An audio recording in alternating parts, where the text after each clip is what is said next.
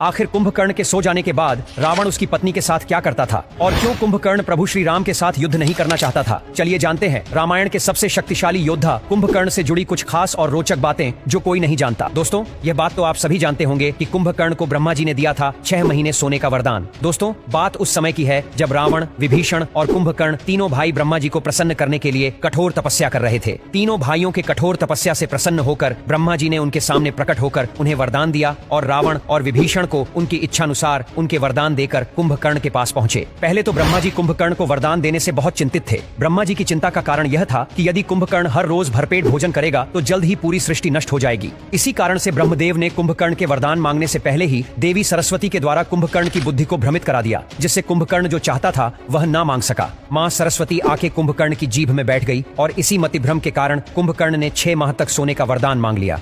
लंकापति रावण का भाई कुंभकर्ण अत्यंत बलवान था, जिससे टक्कर लेने वाला कोई भी योद्धा पूरे जगत में नहीं था।